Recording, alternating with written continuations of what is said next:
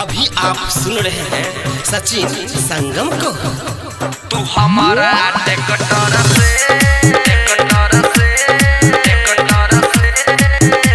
Down कर recording by R music. नया छै कहो भौजी थ्रेसर एता अइमे हो खूबे परेसर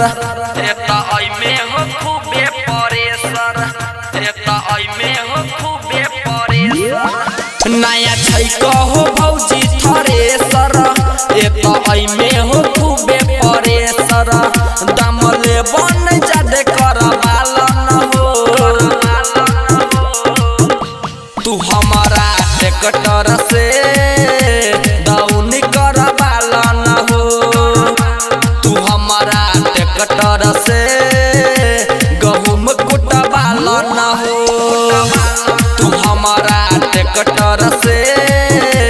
डाउन करवालन हो तू हमारा ट्रैक्टर से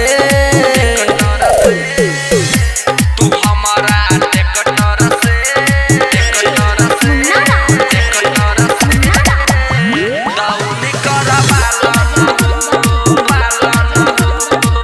पूरा चास के दौनी आई हम देव सब निपटाई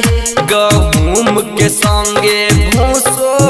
हम देव घर पहुँचाई हम देव घर पूरा चास के दौनी आई हम देव सब निपटाई गेहूम के संगे भूसो हम देव घर पहुँचाई भौजी मानन बात करवालन हो तू हमारा ट्रैक्टर से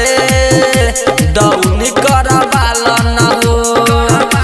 तू हमारा ट्रैक्टर से गहूम कुटवालन हो तू हमारा ट्रैक्टर से डाउन करवालन हो तू बैठ के रही हो गिने न देव तीने तीने कहै छ सचिन संगम काम करब राइत दिने काम करब राइत तू बैठ के रही हो गिने न देव तीने तीने कहै छ सचिन संगम काम करब राइत दिने राजा राइटर के बात कनी मालन हो तू हमारा ट्रैक्टर